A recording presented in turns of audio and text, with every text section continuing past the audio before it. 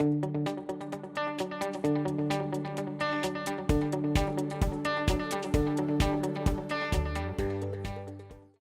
growing number of educationalists today argue that if students are going to be truly literate, they need to be taught how to critically reflect on all of the materials they are working with at school and in their everyday lives.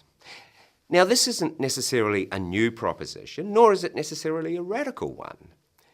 In 1983, the United States Nation at Risk report argued that memorise and recite methods of teaching were stunting the capacity of students to think for themselves.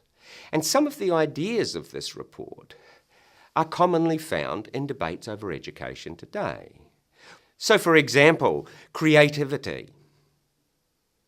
One of the fundamental qualities needed for innovation requires people to be able to make novel connections. And this is true of science as it is of poetry. And if our learning is too rule-bound, well, if we're not encouraged to break the rules or to think outside the square, then we are not going to acquire the skills that are necessary for this. We also quite commonly hear in debates today that no one has any idea what the world is going to be like in 20, 30, 40 or 50 years' time.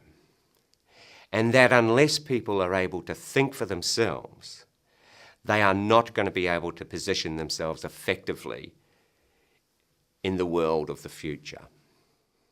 Others take this idea of critical literacy further. Some argue that all of those little screens that populate our homes and our workplaces expose us to torrents of both information and misinformation. And that we need to be able to have the skills to constantly evaluate the merit and the worth of the information that is coming at us via the media, through websites, in advertisements, and so on. So that we do not get taken in by claims that X pill will make us slimmer, or that the world is going to end in 2012.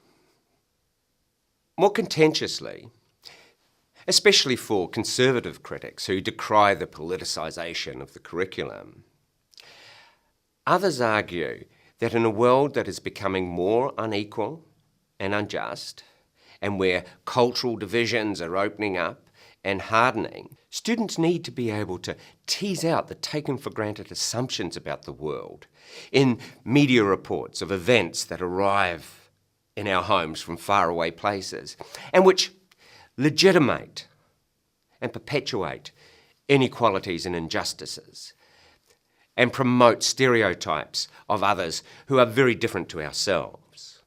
So, for example, in engaging with a contemporary or even in a historical event, students would be encouraged to ask, who got to write the story and what did they write about? And who doesn't get to write the story? Who just gets written about and how are they written about?